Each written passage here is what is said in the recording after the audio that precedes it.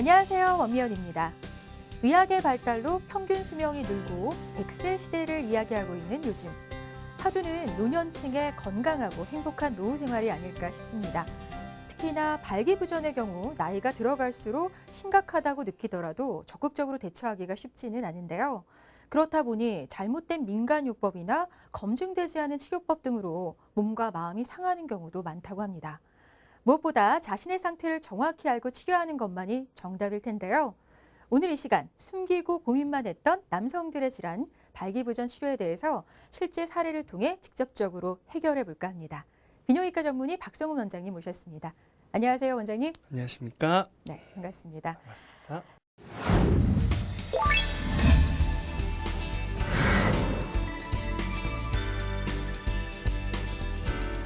자, 먼저 오늘 환자 사례부터 살펴보겠습니다. 저는 72살의 남성입니다. 20년 전부터 고혈압과 당뇨를 앓고 있습니다. 관상동맥, 경동맥, 스텐트 시술도 여러 차례 받았습니다.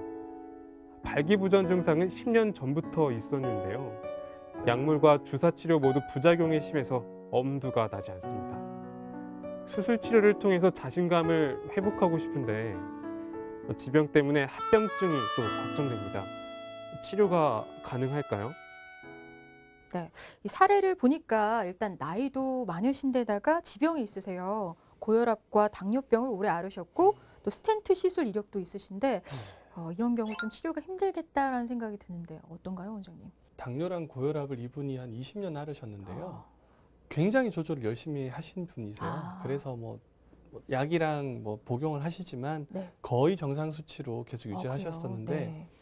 근데 이제 당이랑 고혈압이 좀 이렇게 어떻게 보면은 무서운 질환인 게 관리를 잘 한다고 해서 그 합병증이 안 오진 않거든요. 왜냐하면 이 질환들이 둘 다 음경에 있는 동맥, 우리 몸을 피를 보내주는 그 혈관들에 문제를 만듭니다. 네. 그래서 이제 그 관상동맥 스텐트를 받거나 뭐 경동맥 스텐트를 받으셨거나 이런 것도 전부 다 그 이 동맥들이 가늘고 좁아져서 생기는 네. 병이거든요. 그런데다가 이제 우리가 음경으로 가는 동맥은 이 관상동맥 두께보다 5분의 1밖에 되지 않습니다. 그러니까 먼저 이제 고장이 난 거죠. 네. 그래서 이제 그랬던 거고요.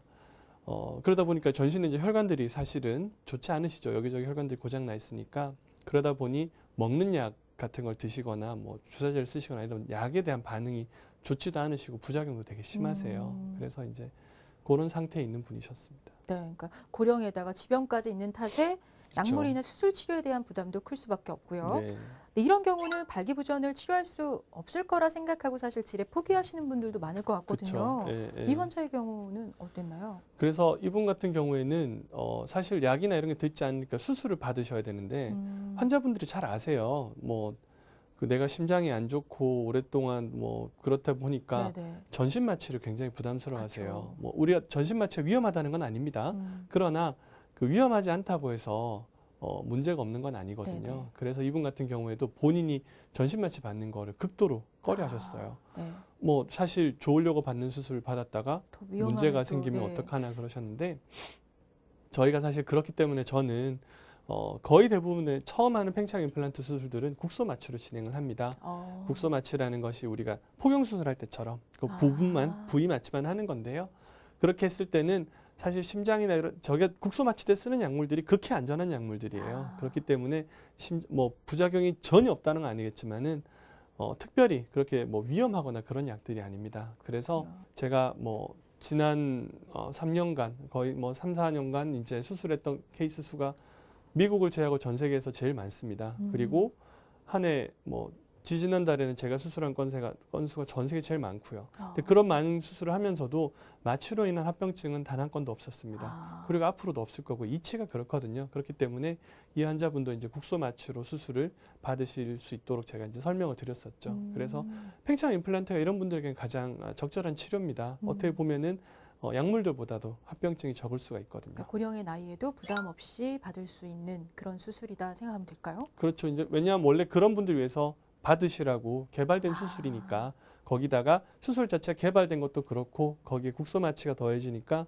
수술에 대한 안정성이 훨씬 더 높아졌다 보시면 됩니다. 그렇군요. 그럼 수술 후에 반응은 또 어땠을지 좀 궁금해요. 네, 이분 같은 경우에 이제 수술 받으시고 뭐 특별한 문제 없이 잘 회복이 되셨어요. 그래서 뭐 당이 있고 뭐 연세도 많으시고 그렇잖아요. 그래서 뭐 회복이 더딜 거다 어쩔 거다 우리가 네. 이제 뭐 걱정을 미리 좀 걱정을 하실 네. 수 있는데 사실 한국에서 제가 수술했던 분 중에 가장 연세가 많았던 분이 87 되신 분이셨거든요. 아, 그래요?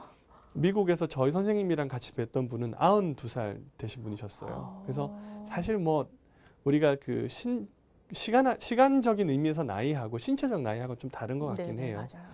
그래서 이분도 회복이 빠르셨어요. 그래서 뭐 4주, 뭐 6주 지나면서 회복이 잘 되셨는데 이제 이분이 제가 기억나는 것 중에 하나가 네.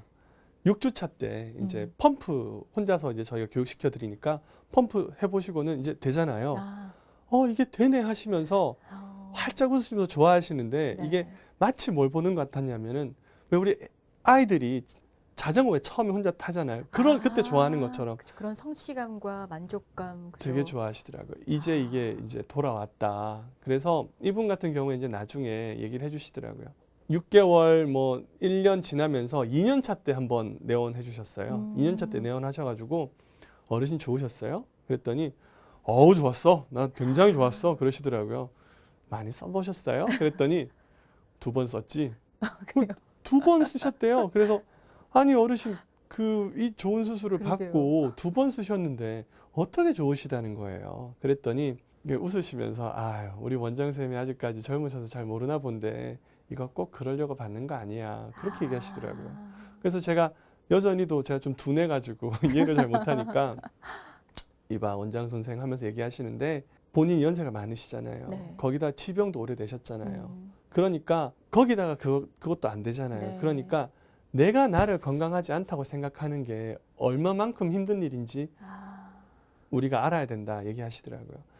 그것도 안 되니까 너무 건강하지 않다고 여겨주셨던 거예요. 근데 이게 되니까 비록 내가 나이가 들었고 지병이 있지만 나 아직 괜찮구나 그런 느낌에서 좋으셨다 그러더라고요. 그렇군요. 그래서 스트레스가 이제 그런 걸로 스트레스를 많이 받으셨던 거죠. 네. 그래서 그걸로 이제 더 이상 스트레스 안 받으니까 그래서 좋은 거야 라고 해주셨어요. 그렇군요. 그러니까 그날 제가 많이 배웠죠. 네. 그러니까 발기부전 치료를 통해서 이렇게 기능적인 부분뿐만 아니라 이렇게 마음의 에너지까지 채워가시는 것 같아요. 네네. 이 사실 과거 발기부전은 나이가 들면 왜 그런가 보다 하면서 자연스러운 노화 현상으로 받아들여졌었는데요.